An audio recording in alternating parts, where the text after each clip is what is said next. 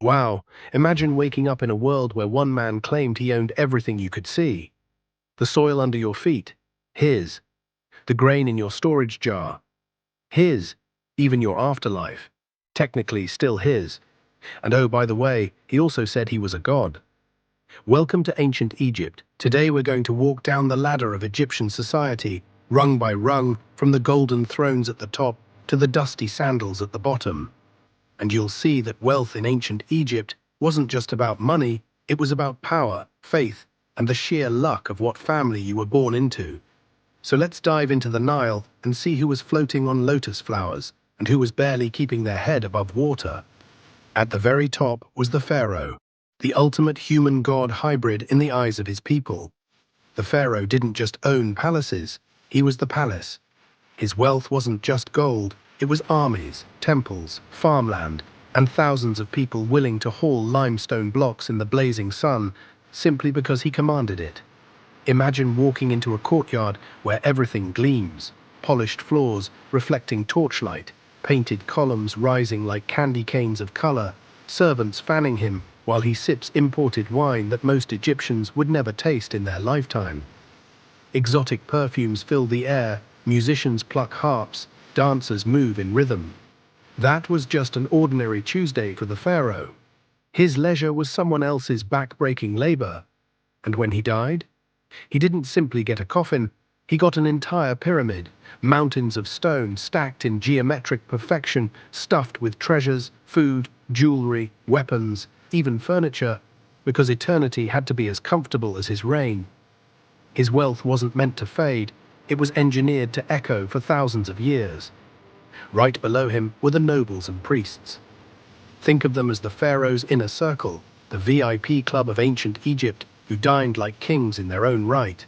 Nobles managed sprawling estates, collected taxes, and threw banquets where roasted geese dripped fat onto silver platters. Honey cakes melted in your mouth, figs and dates were stacked high, and gallons of beer and wine flowed until guests swayed with laughter. Their clothes were fine linen so sheer it was almost invisible, a subtle way of saying, I don't labor in fields, I have nothing to hide. Jewelry wasn't just for decoration, it was their status armor, layers of gold collars, turquoise inlays, and lapis lazuli polished to a blinding shine. Priests, meanwhile, were the ultimate gatekeepers of divine power. They didn't simply pray to the gods, they ran the temples like massive corporations. Temples owned land, livestock, and stored grain, which meant priests had direct access to wealth. A priest's workday might look like this: bathe in sacred water, slip into spotless linen robes, perform a ritual before the god's statue, accept a goat or a sack of grain as an offering, bless the giver, and later head home to a villa with painted walls, cool courtyards, and servants preparing a feast. It was a sweet deal, a life of holiness and luxury rolled together, the perfect blend of sacred duty and worldly indulgence. Then came the scribes. If you could write, you were basically a magician in a land where 99% of people couldn't. Scribes were the walking, talking hard drives of Egypt.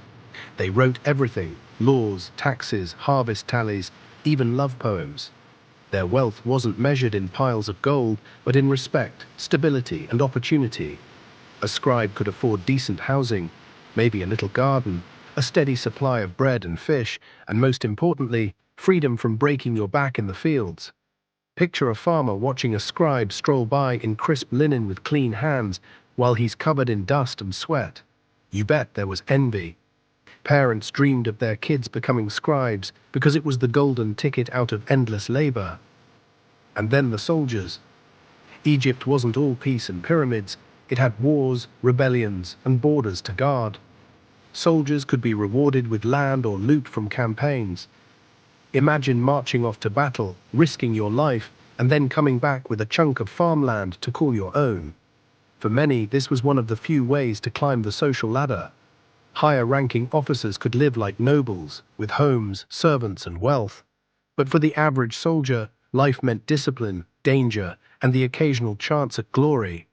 Still, it was better than toiling in the mud. Artisans and merchants filled the middle rungs. These were the people who gave Egypt its glitter. Artisans carved statues so lifelike they still stare at us today. They painted tombs with bright colors that somehow haven't faded after 3,000 years. They made jewelry so intricate it could make a modern jeweler jealous. Their lives weren't luxurious, but they had skills people valued. A good artisan could live in a modest but comfortable house, eat better meals than peasants, and maybe save up for little luxuries like perfumes or fine linen. Merchants had a different rhythm. They traveled, brought in exotic wood from Lebanon, precious stones from far-off lands, spices and rare animals. When times were good, merchants could make a killing and live lavishly. But when war cut trade routes, they could lose everything overnight.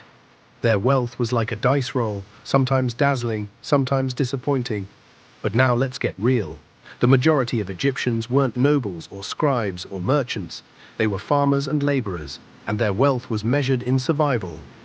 They worked sunup to sundown in fields along the Nile, planting barley and wheat, tending cattle, and repairing irrigation canals. Their homes were made of mud brick, their furniture simple, their meals plain. Bread, onions, beer. On rare days, maybe some fish or a bit of goat meat. Their wealth wasn't stored in chests, it was stored in their harvest. And because taxes were heavy, much of that harvest went straight to temples or nobles. Imagine working all year only to hand over half your crop and still hoping the Nile floods were kind enough to give you enough to survive. That was everyday life for most Egyptians. And then, at the very bottom, the slaves. Slavery in Egypt wasn't exactly the same as in other parts of history, but make no mistake, it was brutal. Many slaves were prisoners of war, forced into labor in mines, quarries, or massive building projects. Others were debt slaves, trapped by what they owed. Some worked in households and had slightly better lives, but freedom was rare. Their wealth wasn't about gold or land, it was about making it through the day. For them, survival was the only currency that mattered. But here's the fascinating part. Everyone, no matter their wealth, believed in the afterlife. Nobles filled tombs with treasure, furniture, food, and even servants sacrificed to serve them in eternity. Farmers might not afford gold, but they still left clay pots, bread, or a small token in their graves, hoping for safe passage. Even the poorest Egyptian clung to the belief that death wasn't the end. In a strange way, the afterlife was the one place where rich and poor aimed for the same goal: eternal comfort. The difference was in how much they could afford to pack for the trip.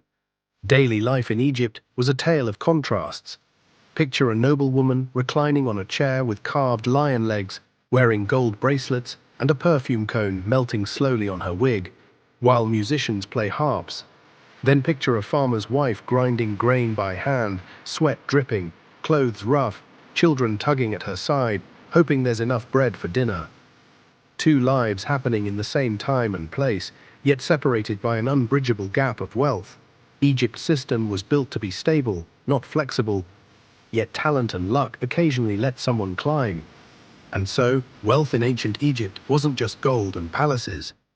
It was control of land, access to temples, the privilege of education, the protection of the army, and the sweat of 1,000 farmers who made sure the machine kept turning. It was a pyramid, literally and socially, with the pharaoh gleaming at the top and countless nameless workers forming the foundation.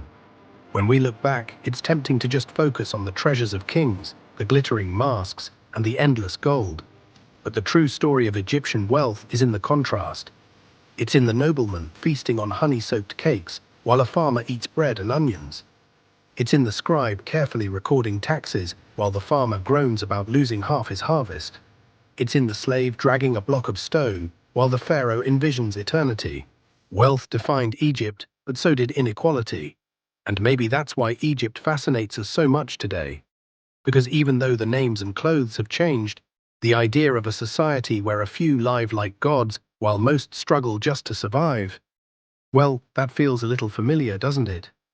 So that's every level of wealth in ancient Egypt, from the divine rulers at the top to the weary laborers at the bottom. A world of glitter and grit, power and poverty, faith and survival, all bound together by the Nile. If this trip through history kept you hooked, hit that like button, share your thoughts in the comments. Maybe tell me which level of Egyptian life you think you'd survive in. And don't forget to subscribe for more journeys where history feels like a conversation. not a textbook.